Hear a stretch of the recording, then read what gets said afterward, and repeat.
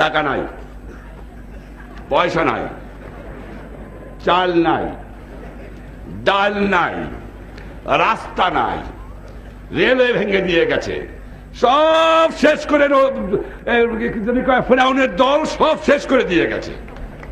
কিন্তু আছে আমার মানুষের একতা, আছে তাদের ঈমান, আছে তাদের শক্তি। এই মনুষ্য শক্তি নিয়েই এই বাংলাকে নতুন করে গড়ে তুলতে চাই। তাদের কাছে আমি চাই যে যেভাবে যদি আরো 2 মাস লাগতো কি 3 মাস লাগতো স্বাধীন হতে, তো তোমরা যুদ্ধ করতে না? যদি 1 বছর লাগতো যুদ্ধ করতে না? না খেয়ে কষ্ট করতে না?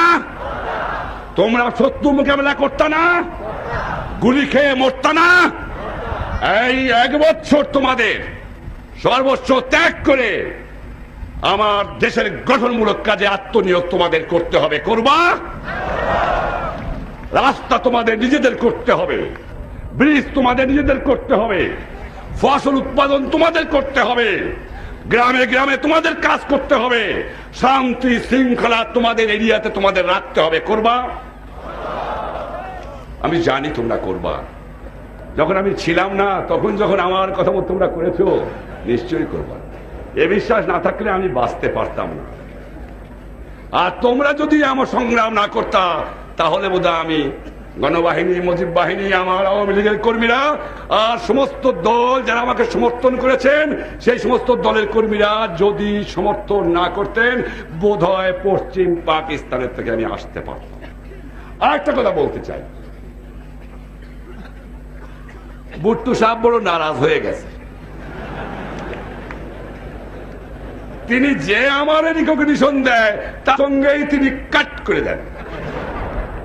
আমার মনে হয় শেষ পর্যন্ত হারাধনের একটি ছেলে কাঁদে ভেউ ভেউ মনের দুঃখে বনে গেল, রইল না।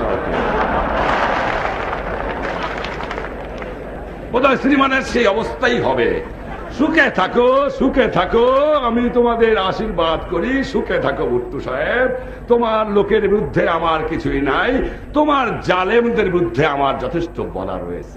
23 বছরে আমার মা বোনে রক্ত শোষণ করে নিয়েছে, 23 বছর পরে আমার মানুষের বুকে রক্ত নিয়ে ছিনিমিনি খেলেছো, 23 বছর পরে আমার মা বোনকে গুলি করে হত্যা করেছো, 23 বছরের পরে তুমি আমার মা বোনের উপর পাশাপাশি অত্যাচার তোমার সৈন্যরা করেছো। তবুও আমি চাই যে তোমরা সুখে থাকো, আমাদের সুখে থাকতে দাও। তোমাদের সঙ্গে কোনো সম্বন্ধ আমাদের হতে পারে না।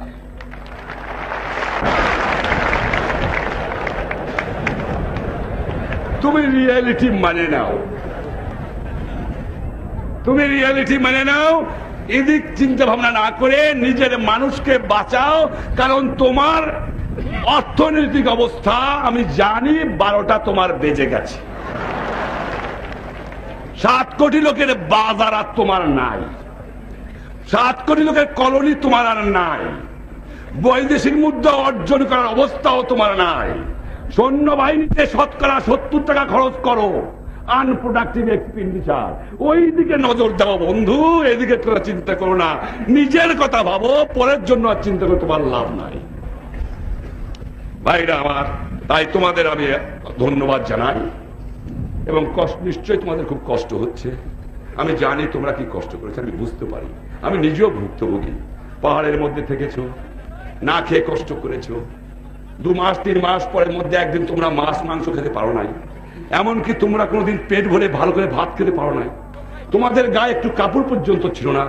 তাই নিয়ে তোমরা শত্রুর মোকাবেলা করেছো, জায়গায় জায়গায় সৈন্যদের কাছ থেকে অস্ত্র কেড়ে নিয়েছো। তোমাদের আমি কি দিয়ে কি তোমাদের আমি আমার ভালোবাসা জানাবো বুঝো? তোমরা জানো তোমাদের আমি ভালোবাসি, আর আমিও জানি তোমরা আমাকে ভালোবাসো। তোমার কাছে আমার একটা অনুরোধ রইল, যেদিন তোমরা যদি সন্দেহ করো যে আমার ভালোবাসার মধ্যে কোনো কৃপণতা আছে, সেদিন আমি বলে দিও আমি চিরদিন তোমাকে বিদায় নিয়ে যাব। আমি সব ত্যাগ করতে পারি, তোমাদের ভালোবাসা আমি ত্যাগ করতে পারি না।